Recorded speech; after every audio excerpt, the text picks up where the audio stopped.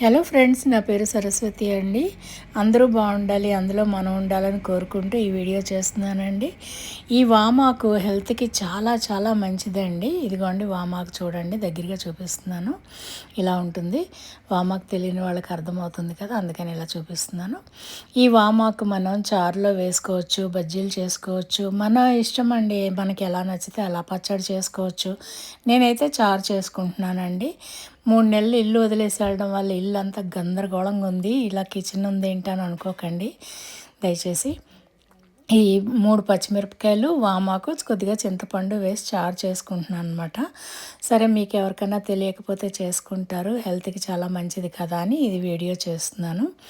ఇప్పుడు పసుపు నేను కొంచెం ఎక్కువే వేస్తానండి. ఉప్పు, పసుపు వేసాను, పచ్చిమిరపకాయలు వేసాను, చింతపండు వేసాను, వామాకు వేసాను. ఇప్పుడు ఇది ఇలా మరిగిస్తానమాట.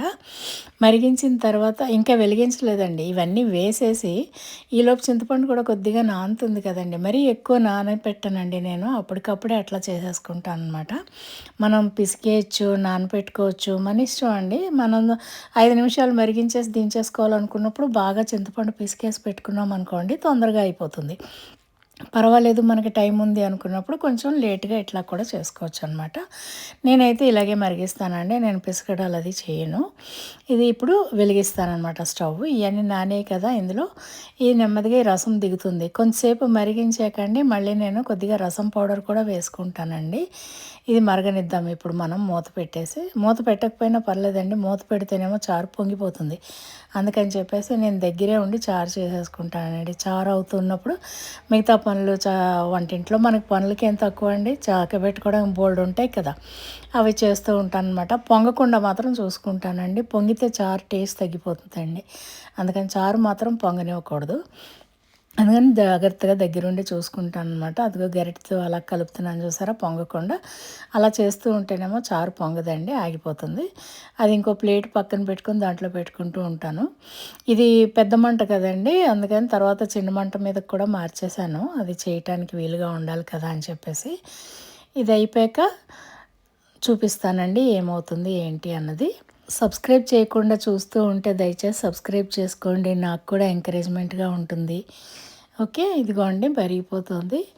ఇలా మరగబెట్టాలండి. ఒక 5 నిమిషాలు కనీసం మరిగించుకుంటే కనుక మనకి ఆ చింతపండులో రసము, ఈ వామాకులో రసము అన్నీ దిగి చారులో చాలా బాగుంటుందన్నమాట టేస్ట్.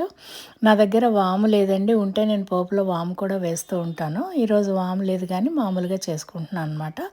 ఇదిగోండి రసం పొడి. నేను ఇదే వాడతానని ఏం లేదండి, నాకు అందుబాటులో ఏది ఉంటే అది వాడతానండి.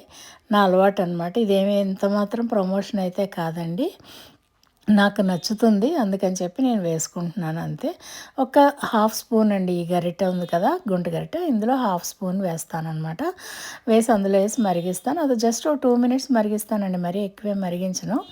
తర్వాత తడక అంటే పోపు వేసేస్తానమాట. పోపులో కూడా నేను ఎక్కువ ఏం వేయనండి, జస్ట్ ఆవాలు, జీలకర్ర, మెంతులు వేస్తానమాట. ఉంటే అప్పుడప్పుడు ధనియాలు కూడా వేస్తాను, అప్పుడప్పుడు మిరియాలు వేస్తాను, అప్పుడప్పుడు జీలకర్ర ఎక్కువ వేస్తాను. మన ఈ వామాకుకి బదులు ఒక్కోసారి ఓన్లీ కరివేపాకు వేస్తాను, ఒక్కోసారి మునగాకు చూడండి, కాడల నుంచి మనం తొక్కు తీసేస్తాం కదా, ఆ తొక్కు శుభ్రంగా కడిగేసి ఒక్కోసారి అది వేస్తాను. ముదిరిపోయిన బెండకాయలు ఉంటే ఒక్కోసారి అవి వేస్తాను. చారు నేను ఇలా రకరకాలుగా చేస్తూ ఉంటానండి, అది నా అలవాటు అనమాట. ఇదిగో ఇప్పుడు నేను వామాకుతో చేస్తున్నాను. ఇది తడక అంటే పోపు అని చెప్పాను కదండి. జస్ట్ ఒక స్పూన్ ఆయిల్ వేసుకుని కొంచెం ఆవాలు, కొంచెం మెంతులు, కొంచెం జీలకర్ర వేసానండి, మరీ ఎక్కువేం వేయలేదు. హింగ్ వేసాను, హింగ్ అంటే ఇంగువ అండి, అది కూడా వేసాను. ఇదిగోండి ఆయిల్ పెద్ద ఎక్కువేం వేయనండి, ఆయిల్ కూడా నేను ఇందులోను. కొంతమంది ఉల్లిపాయలు వేసుకుంటారు కదా చారు పోపులో, నేను వేయనండి. ఎల్లుల్లిపాయలు కూడా వేయనండి, తర్వాత అవి పడేస్తారు కదండి తీసి, అందుకని చెప్పి వేయనమాట నేను. అందరికీ అన్ని రకాలు నచ్చవు కదా, నాకైతే ఇలాగే నచ్చుతుందండి, అందుకని నేను ఇలాగే చేసుకుంటాను అనమాట.